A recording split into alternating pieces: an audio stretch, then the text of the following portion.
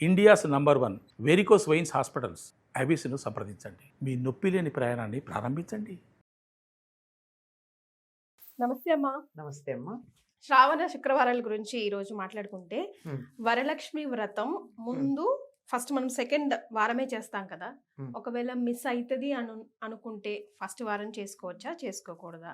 ఒకవేళ సెకండ్ వారం మిస్ అయితే మళ్ళీ ఎప్పుడు చేసుకోవాలి? ఇలాంటివి కామన్ సందేహాలు వస్తూ ఉంటాయి. అసలు సెకండ్ వారం ఫస్ట్ వారం అని కాదమ్మా లెక్క. Hmm. పౌర్ణమికి ముందు వచ్చే శుక్రవారం అని లెక్క. అచ్చా. ఒక్కొక్కసారి శుక్రవారం నాడే శ్రవణ మాసం వచ్చిందనుకో, అప్పుడు ఏమవుతుంది, 3వ వారం అవుతుంది. అంటే పౌర్ణమికి దగ్గరగా ఉండే వారం మాత్రమే, పౌర్ణమికి ముందు ఉండేటటువంటి వారం చేసుకోవడం ప్రశస్తం. అమ్మవారు చెప్పింది కదా కల్లో కనపడి, పూర్ణిమకు ముందు వచ్చే శుక్రవారం అంది. అది ఒకటా రెండా, ఒక్కోసారి మొదటి వారమే రావచ్చు అట్లా, అంతే కదా. శనివారం మొదలైంది అనుకో, శ్రావణ మాసం మొదలయ్యి కొంచెం తిథులు ఒక్కొక్కప్పుడు తక్కువ ఉంటాయి కదా నిడివి, అలా ఉందనుకో, అప్పుడు మొదటి వారమే అవ్వచ్చు, చెప్పలేం. కనుక లెక్క ఏమిటంటే పూర్ణిమకి ముందు ఉండేటటువంటి శుక్రవారం, ఆ రోజు వరలక్ష్మి వ్రతం చేసుకోవాలి. కానీ ఆషాఢ అమావాస్య నుంచి మామూలుగా లెక్క పెట్టుకుంటే 15 days అంటే సెకండ్ వారం ఇన్ జనరల్ గా వస్తుంది. ఇన్ జనరల్ వస్తుంది, అప్పుడప్పుడు మారుతుంది, అది నేను అనేది. అంచేత ఇన్ జనరల్ లెక్క పెట్టేసుకుని ఇదే లెక్క అంటే కుదరదు కనుక జస్ట్ తప్పనిసరిగా తమ్ రూల్ అని చెప్పేది ఏమిటి అంటే పూర్ణిమకు ముందు వచ్చే శుక్రవారం, ఆ శుక్రవారం నాడు చేసుకుంటారు. ఒకవేళ కుదరకపోతే తరువాత వచ్చే శుక్రవారం చేసుకోవచ్చు. అది కుదరక వాళ్ళు సాధారణంగా మొదటి వారం కుదరదే, ఈ పూర్ణిమ ముందు వచ్చే శుక్రవారం కుదరని వాళ్ళు 4వ వారం చేసుకుంటారు, ఎప్పుడైనా చేసుకోవచ్చు. నేను తప్పనిసరిగా ప్రతి సంవత్సరం చేసుకోవాల్సిందేనా, ఒక సంవత్సరం చేసుకొని వదిలేయచ్చా? ఇది వ్రతం ఏం కాదు కదమ్మా, అదే వ్రతమే, నోము కాదు కదా. నోము అయితే పట్టిన తర్వాత తప్పనిసరిగా చేసుకుని తీరాలి. ఓకే, ఇంట్లో ఎవరైనా ఒకరైనా కంటిన్యూ చేస్తూ ఉండాలి. వ్రతానికి అవసరం లేదంటారు. వ్రతం మనం నియమం పెట్టుకున్నాను చేసుకుంటాం, వీలు కానప్పుడు పర్వాలేదు. ఓకే, ఒక్కొక్క సంవత్సరం వీలు కాదమ్మా, ఇంట్లో ఏవో శుభమో అశుభమో ఏదో జరిగి కుదరదు, మునిగిపోయిందేం లేదు, వచ్చే ఏడాది చేసుకోవచ్చు. దండం పెట్టుకుంటాం, మనకి ఆ టైంకి ఎలాగో మనసు ఇలా కొంచెం గిలి ఉంటుంది, అలా ఉన్నప్పుడు అమ్మవారిని తలుచుకుని దండం పెట్టుకుంటే చాలు, అంతే. అంతేగాని అయ్యో ఈ సంవత్సరం చేయలేదు, నాకు ఏదైనా కష్టం వస్తుందేమో, నష్టం వస్తుందేమో, ఇబ్బంది వస్తుందేమో, అమ్మవారు శపిస్తుందేమో, ఇలాంటి పిచ్చి ఆలోచనలు పెట్టుకోనక్కర్లా. అసలు వరలక్ష్మి వ్రతం వరాలు ఇచ్చే వ్రతం అని చెప్తా ఉన్నారు కదా, ఏమేమి వరాలు ఇస్తారు, ఎవరెవరు చేయాలి? ఆవిడ వరలక్ష్మి అంటే శ్రేష్టమైన లక్ష్మి అని అర్థం. వర అంటే శ్రేష్టం, the best, the chosen, the choicest అని అర్థం. అంటే అన్ని లక్ష్ముల్లోకి ది బెస్ట్. అక్కడ 10 రకాలు ఉంటే ఈ 10లో నేను ఇది కావాలి అని ఎన్నుకున్నది వర. అటువంటి వరలక్ష్మి అంటే అన్ని లక్ష్ముల్లోకి ఉత్తమమైన లక్ష్మి ఏదైతే ఉందో అది ఇస్తుంది. ఏమిటా ఉత్తమమైన లక్ష్మి అంటే, నాకు బోల్డు డబ్బు ఉంది కానీ స్విస్ బ్యాంక్లో ఉంది, నాకేమన్నా ఉపయోగపడిందా? మరి నాకు 4 కొడుకులు 4 దేశాల్లో ఉన్నారు, ఒంట్లో బాగుండకపోతే నానేవాడు ఉండడు, లేదు, ఏ పని వాళ్ళు చూడాలి, లేకపోతే అది లేని పరిస్థితి. అది సంతాన లక్ష్మి ఉన్నట్ట? సంతానం ఉంది కానీ సంతాన లక్ష్మి లేదు. అవునమ్మా. నాకు ఇంటి ఫ్రిడ్జ్ నిండా స్వీట్లు ఉన్నాయి కానీ నా ఒళ్ళు షుగర్ ఫ్యాక్టరీ, ఏం లాభం? ఉపయోగం ఉందా? లేదు. ఏది ఉంటే ఉన్నటువంటి అన్ని రకాల సంపదల్ని అనుభవించగలమో అది శ్రేష్టమైన లక్ష్మి. అబ్బా, భలే చెప్పారు. నిజంగా అన్ని ఉండి అల్లు నోట్లో శని అంటూ ఉంటాం కదా, అదే. అది లేకుండా ఉన్నది అనుభవించాలి. ఉన్నవాళ్ళు ఒకళ్ళో ఇద్దరు పిల్లలు నేను పిలిస్తే పలికేటట్టుగా, నాకు రోజు అమ్మా నాన్న అని పలకరించేట్టుగా ఉంటే అది సంతాన లక్ష్మి. నాకున్న విద్య, నేను హాయిగా బతికి 10 మందికి నేను మంచి మాటలు చెప్పడానికి ఉపయోగపడితే ఆ విద్యాలక్ష్మి ఉన్నట్టు. నాకున్నటువంటి ధాన్యం, నేను హాయిగా తిని 10 మందికి పెట్టి వాళ్ళు నన్ను చూసి కడుపు చల్లగా మంచి భోజనం పెట్టావనేట్టుగా నాకు ధాన్యం ఉంటే అప్పుడు ధాన్యలక్ష్మి ఉన్నట్టు, పాడైపోకుండా. ఇలా ప్రతిదీ కూడా నాకున్నది నాకు ఉపయోగపడుతూ దాన్ని నేను నలుగురికి వినియోగించగలిగినటువంటి శక్తి నాకు వచ్చేది ఏదైతే ఉందో అది శ్రేష్టమైన లక్ష్మి. అటువంటి శ్రేష్టమైన లక్ష్మి ఏమిటి అంటే వరలక్ష్మి వ్రత కథలో ఉంటుంది. అమ్మవారు చెప్తుంది కదా, ఆ అమ్మాయి పేరు చారుమతి. అంటే మంచి బుద్ధి కలిగింది. మంచి బుద్ధి కలిగింది కనుకే అత్తగారులని మామగారిని బాగా చూసుకుంది, భర్తకు అనుకూలంగా ఉంది, ఉన్న దాంతో తృప్తిగా ఉంది, గయ్యాళిగా ఉండేది కాదు, ఎప్పుడు మంచి మాటలే మాట్లాడేది, ఎవరితో దెబ్బలాడేది కాదు. ఇవి లక్ష్మి ఉండడానికి కారణాలు. ఇవి ఉన్న వాళ్ళ దగ్గర లక్ష్మి ఉంటుందమ్మా, అంతే అంతే.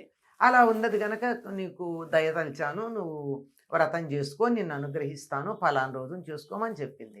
ఈవిడ చారుమతి కదా, మంచి బుద్ధి కదా, అంచేత ఇంట్లో పెద్దవాళ్ళకి చెప్పింది, ఇట్లా కాలొచ్చిందండి చేసుకోనా అని. వాళ్ళు చేసుకోమన్నారు. అంటే వాళ్ళ సపోర్ట్ ఉంటే బాగా చేసుకోవచ్చు కదా. తర్వాత నువ్వు చేసుకో అని అమ్మవారు చెప్పింది కానీ ఈ అమ్మాయి ఏం చేసింది, ఊళ్ళో వాళ్ళందరికీ చెప్పి అందరూ రండి. అంటే నాకు వచ్చేటటువంటి మేలు 10 మందికి కలగాలని కోరుకోవడం మంచి బుద్ధి. అందుకే ఆవిడికి కనపడింది. ఈ వ్రతం అంతా అయ్యాక ఏం జరిగింది, ఒక ప్రదక్షిణం చేస్తే వాళ్ళకి అందెలు వచ్చాయి కాలికి, రెండో ప్రదక్షిణం చేస్తే ఒళ్ళంతా నగలు వచ్చాయి, మూడో ప్రదక్షిణం చేసేప్పుడు బయట గోలగోలగా ఉంది. ఏమిటి గోలంటే తీసుకెళ్ళడానికి భర్తలు వచ్చారట వీళ్ళందరికీ. అంటే వ్రతానికి వచ్చేటప్పుడు ఒకళ్ళు వచ్చారు, తీసుకెళ్ళడానికి భర్తలు వచ్చారు. అన్నిటికన్నా గొప్ప సంపద ఏమిటి, సౌభాగ్యం. ఏమిటి, పసుపు కుంకుమ. పసుపు కుంకుమ. సరే, భర్తలు భార్యలు తీసుకెళ్ళడానికి భర్తలు వచ్చారే, ఇంతకన్నా గొప్ప సంపద ఆడవాళ్ళకి ఏం కావాలి? కొంగును భర్తను కట్టేసుకోవడాన్ని మించిన సంపద ఏం కావాలి? వచ్చేప్పుడు వాళ్ళు దింపారో లేదో తెలియదు, వీళ్ళంతటి వీళ్ళే పాపం కష్టపడి వచ్చారు. ఇప్పటికీ వాళ్ళ భర్తలకి భార్యల మీద ప్రేమ పెరిగిపోయి తీసుకెళ్ళిపోవడానికి ఇంటికి వచ్చారు. మీరు లేని ఇల్లు మేము చూడలేము అన్నట్టు, నువ్వు లేకపోతే ఉండలేనన్నట్టు. ఇంతకు మించిన సౌభాగ్యం ఏ ఆడదానికైనా ఉంటుందా? ఉండదమ్మా. బోల్డ్ నగలు ఉన్నాయి, బ్రహ్మాండమైన ఇల్లు ఉంది, మంచి చీరలు కట్టుకుని నగలు పెట్టుకుని భర్త ఇంటికే రాకపోతే ఆవిడకి ఆ నగలు ఎందుకు, ఆ చీరలు ఎందుకు కదా. కనుక భార్యల్ని తీసుకెళ్ళడానికి భర్తలు వచ్చారు అన్నది అన్నింటికన్నా గొప్ప సంపదమ్మా. అది వరలక్ష్మి, శ్రేష్టమైనటువంటి లక్ష్మి. అన్నిటికన్నా మించింది ఏమిటో తెలుసా, ఇల్లాలి ముఖాన చిరునవ్వు అన్నది ఇంట్లో వాళ్ళందరూ ఆనందంగా ఉంటే ఉంటుంది. అటువంటి చిరునవ్వుని కలిగించే వ్రతం వరలక్ష్మి వ్రతం. సూపర్. అయితే థంబ్ రూల్స్ గా మనం గుర్తుపెట్టుకోవాల్సిన నియమాలు ఏంటమ్మా వరలక్ష్మి? ఇప్పుడు తోరంకి దగ్గర నుంచి చాలా రూల్స్ ఉంటాయి కదా, అంటే పర్ఫెక్ట్ గా మనం చేయాల్సినవి. ఇందులో ఇంకోటి ఏంటి, మీరు అసలు గమనించాల్సిన విషయం ఒకటి ఏంటంటే, ఇందులో అది మగధ దేశం, కుండిన నగరం, ఆవిడ పేరు చారుమతి. ఇన్ డీటెయిల్స్ ఉన్నాయా? చారుమతి గారు మొగుడు గారి పేరేంటి? లేదు, పేరు మెన్షన్ చేయలేదు కదా. అంటే ఎవరికి ఇంపార్టెన్స్ ఉందో వాళ్ళ పేరే చెప్తారు మన దేశంలో. ఆడవాళ్ళ నాయకత్వం ఉన్న చోట ఆడవాళ్ళ పేరే చెప్తారు. కనుక ఆడవాళ్ళని అనగదొక్కలేదండోయ్, ఎంత ఇంపార్టెన్స్ ఇచ్చారో చూడండి. 100%. స్త్రీ, ఇక్కడ స్త్రీ ప్రధానం కనుక స్త్రీ పేరే ఉంది, ఆయన పేరు లేదు. అది విషయం. ఇది ఆడవాళ్ళందరూ గుర్తుపెట్టుకోండి. మనం అంత చక్కగా ఉంటే మన పేరే వస్తుంది కానీ కౌసల్య సుప్రజారామ అన్నారు కదా, దశరథ సుప్రజారామ అనలేదు కదా. అది గుర్తుంచుకోవాలి. ఇంకా తంబ్రూలు అని చెప్పారు కదా, దీనికి కూడా కలశం పెట్టుకునే వాళ్ళు పెట్టుకుంటారు, లేని వాళ్ళు పెట్టక్కర్లా. పసుపు గౌరీదేవినే చేసుకుంటారు లక్ష్మీదేవిగా. మీకు తోచనన్ని అలంకారాలు చేసుకోవచ్చు, చక్కగా పూజ చేసుకోవచ్చు. లక్ష్మీ సంబంధమైన పూజ, లక్ష్మీ అష్టోత్తరం, ఓపిక ఉంటే సహస్రనామాధికాలు చేసుకుంటారు. 9 పోగులు ఉన్నటువంటి 9 ముళ్ళున్న తోరం కట్టుకుంటారు. అది కట్టుకుని కథ చెప్పుకుంటారు. దేనికి లింక్ అమ్మా? ఈ 9 నవగ్రహాలకి లింకా?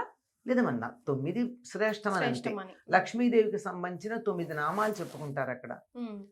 చెంచలైన మహా ప్రథమ గ్రంథిం పూజయామి అని చెప్తూ 9 గ్రంథులకి 9 నామాలు చెప్పి ఆవిడికి కమలాలయాయన మహా ద్వితీయ గ్రంథిం పూజయామి అని వస్తుంది. అట్లా వచ్చి ఆ పూజ అయిన తర్వాత, దాన్ని పూజ చేసిన తర్వాత ఎలాగో అమ్మవారికి ఒకటి ఇచ్చి ఒక ముత్తైదుని పెట్టుకుంటారు కనుక ముత్తైదుకి ఒకటి ఇవ్వడానికి ఉంచి తాను కట్టుకుని అప్పుడు కథ చదువుకుంటారు. ఈ చెప్పిన కథ ఏదైతే ఉందో చారుమతి కథ, అది చదువుకుంటారు.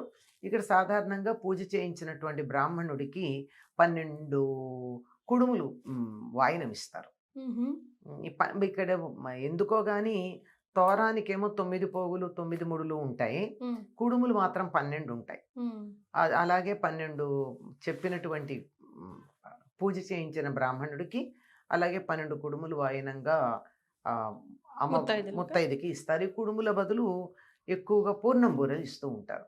తప్పనిసరిగా ఈరోజు పూర్ణం బూరెలు చేసి అమ్మవారికి నివేదన చేసి అలాగే పనవాన్నం లాంటివి ఉండనే ఉంటాయి. ప్రత్యేకత ఏమిటంటే పూర్ణాలు. ఈ పూర్ణాలు చేసి ఇవి కూడా శనగపప్పుతో కాకుండా పెసరపప్పుతో చేసే పద్ధతి ఉంది. పోలి పూర్ణం బూరెలు అంటారు. అవి చేసి వాటిని వాయినంగా ఇచ్చేటటువంటి పద్ధతి మనకి ఉందమ్మా. ఇప్పుడు ఈ తోరం మన చేతికి కట్టుకుంటాం కదమ్మా తోరంకి, అది ఎప్పుడు తీసేయొచ్చు? సాధారణంగా వినాయక చవితి నాడు తీస్తారమ్మా. అప్పటి వరకు పెట్టుకో. అప్పటి వరకు ఈ మంగళవారం తోరాలు కానీ శుక్రవారం తోరాలు కానీ అవన్నీ వినాయక చవితికి పెట్టుకుంటారు. సో మినిమం ఏం నియమాలు పాటించాలమ్మా ఆ రోజు వ్రతం చేస్తున్నప్పుడు? ఏ వ్రతానికైనా పాటించే నియమం ఒకటే ఉందమ్మా. ముందు రోజు ఒక పూట భోజనం చేయడం, బ్రహ్మచర్యం పాటించడం, వీలైతే భూసేనం, నేల మీద పడుకోవడం. ఇవన్నీ ఏ వ్రతానికైనా ఏ పూజకైనా ఇవి పాటిస్తారు. దాటకూడదు ఇట్లాగా అట్లాంటివి ఏం లేవు. అస్సలు ఇవన్నీ చక్కగా వేడుకగా చేసుకునే వ్రతాలు. అంత బంధించేసి అమ్మో ఇలా చేస్తే ఇలా అయిపోతుందని భయపెట్టేటటువంటివి ఏం లేవు. హాయిగా సంతోషంగా చూసుకునేవి. చాలా సంతోషం అమ్మా, ధన్యవాదాలు.